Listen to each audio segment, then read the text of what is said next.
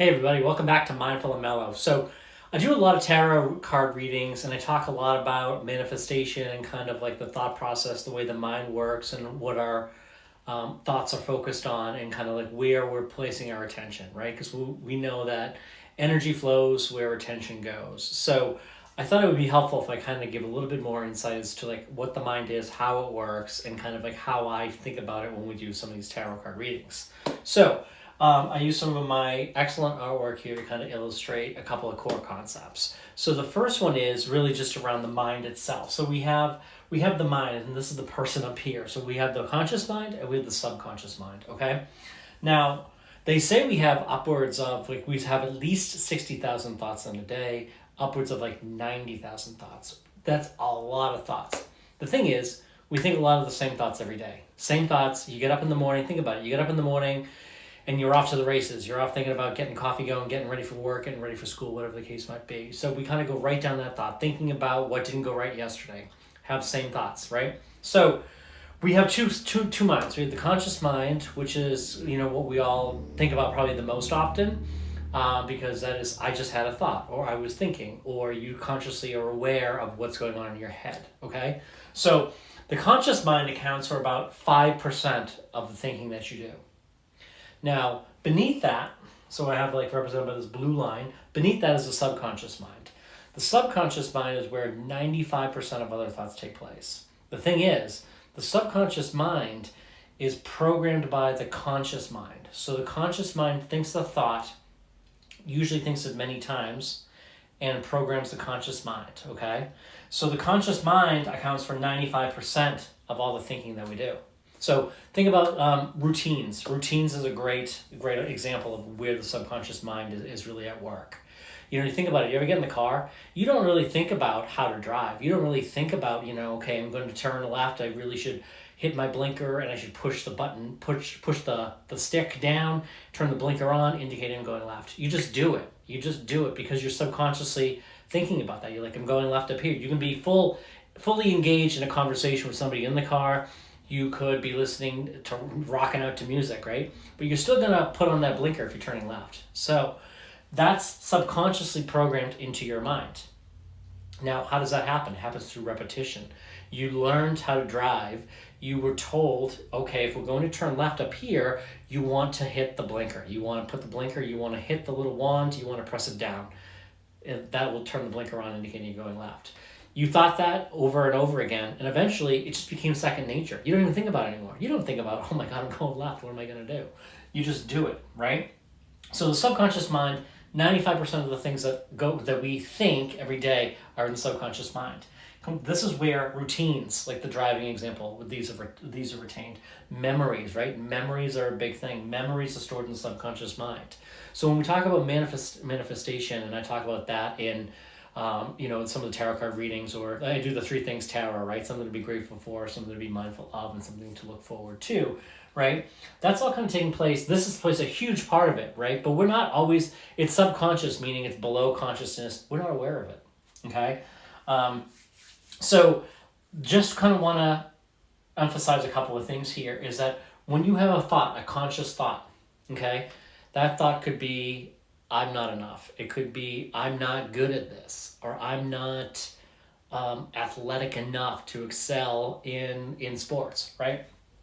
Those thoughts, you have the thought, right? You have the thought, but you tend to have the thought more than once. Like we have the same thought every day, or we have the same thought, we keep thinking it over and over again. So what I want to point out is a thought that we consistently think becomes a belief, okay? So that could be the example of, I'm not good enough at sports. I'm not athletic enough. I'm not whatever that is the thought that you continually think, and subconsciously, all of a sudden, it's now a belief, and your subconscious mind says, I'm not good enough to play sports. I'm not athletic enough to play sports. So that's kind of how these things kind of get embedded in your mind. Now, as a kid, or as really anybody, the thoughts that you're thinking may not be yours. So I want to encourage you to kind of think about the thoughts. Are they your thoughts, or are they someone else's? Okay? So maybe think about this one. So you were a kid, right? Maybe your parents said, money doesn't grow on trees. We can't afford that. Or, money doesn't grow on trees. I'm not buying that. So you kind of thought, okay, money doesn't grow on trees. It's not abundant. It's not plentiful. It's not available. It's maybe scarce. Maybe we're going to run out. We don't have enough. It's a finite supply, right? That is a thought that you probably thought when your parents said that. You continue to think it because they maybe continue to say it. So you continue to think it and say it. You continue to think it even as they say it, right? It also becomes a belief. So now you might have a belief that money doesn't grow on trees and I might run out. Money is scarce. Money is something I have to really work hard for. I need to save it. So these are all the things that you might build up around that, right? That's all stored in your subconscious mind. You might not even be aware that you've thought that or that is your belief, but that is your belief, okay? So when I talk about manifestation, I say, we want to affirm what we want, think of what we want. That's where it's so important to think the thoughts of that are aligned with what you truly believe, right? Because really we need harmony and we need synchronization between the conscious mind and the subconscious mind here, okay? So we need to ensure that if we're saying, opportunities flow to me all the time, or I'm becoming more athletic every day. I am getting better and better at sports on a regular basis. I am pretty good at sports. I can do this. So those are the thoughts that might counteract the I'm not good enough to play sports, or I'm not athletic enough to play sports. I'm not fit enough. I'm not tall enough, whatever the thing is, right? But we have to think it up here consistently and often and do it to enough to program the subconscious mind, okay? So the subconscious mind takes whatever you say, whatever your thought is, whatever you say to yourself, whatever you say, when you say I am what? I am, right? The subconscious mind doesn't question, it doesn't say, no, you're not, you're better than that, no. It doesn't do that. It just says, okay, yep, sure. So think about it like this. Have you ever thought about buying a new car? And maybe you're thinking about maybe something not terribly common. Let's say you're thinking about like a royal blue Ford Mustang, okay? So you're starting to think, I kind of would like to buy a Ford Mustang. And maybe not long after that, you start seeing Ford Mustangs all over the road. The blue ones, red ones, lots of blue ones, all sorts of ones. And you're like, I've never seen so many Ford Mustangs out on the road in my life. Well, that's the reticulating activating system, or RAS as they abbreviate it, right? So this is the part of your subconscious mind that takes that thought. I really, really like these Ford Mustangs. I really would like to buy one. I'd like to buy a blue one, okay? I'm trying to stay out of the view of the board here so you can kind of see what I wrote. But when you say that, your subconscious mind takes that literally and says, this must be important to you. This must be important to him. And it says, so it starts looking and searching all out there and attracting it towards you and drawing attention to them. So you might never have noticed that many Ford Mustangs, but your reticulating activating system says this is important. And all of a sudden you're noticing them everywhere, all over the road. Maybe you thought of getting a yellow car. All of a sudden there's yellow cars everywhere, right? That's because your conscious mind questioned it, asked about it, thought about it, and your subconscious mind said, this must be important. This must be important. And we're going to look for ways to validate that this is available. And next thing you know, the reticulating activating system is in your subconscious mind is identifying these things all over the place. You're seeing them everywhere. Yellow cars, Mustangs, whatever the case might be, right? You're just seeing them everywhere.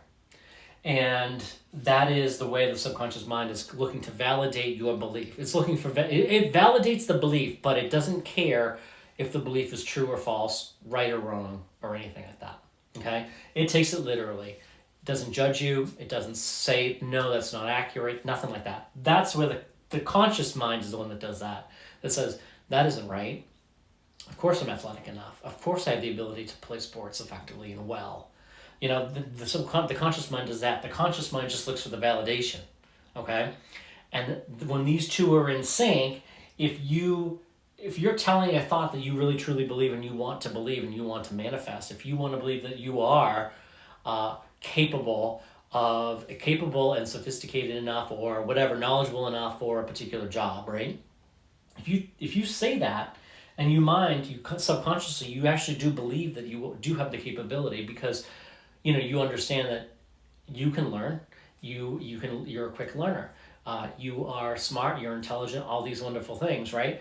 When those two minds are in sync, that's when something can really just fall into place, right?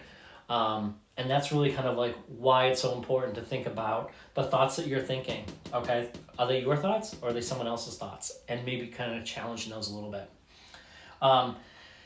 And then, the belief. If you have the belief that money doesn't grow on trees, is that logical? And the answer is probably, yeah, it's very logical, right? And money does not grow on trees, physically, actually, in trees. However, the difference might be, why do some people have so much money and others don't? Some people have a ton of money, and frankly, they don't work that hard for it. But they have a belief that everything they do adds value and that they bring a lot of value to something, or that they have a lot of knowledge and connections, and they have these opportunities just fall into their lap. That's because they believe that is something that's coming to them, that they deserve it, that they are capable of it, that they have these connections, and this is what they're going to do. And they have that belief, right? But if you have the belief that we have to work really hard, that money is hard to come by, that opportunities are scarce, you will miss a lot of other opportunities. And your reticulating activating system will say, okay, opportunities are scarce. And it'll show you evidence, just like it does with the car, that it is in fact scarce, that there isn't a lot of opportunity out there.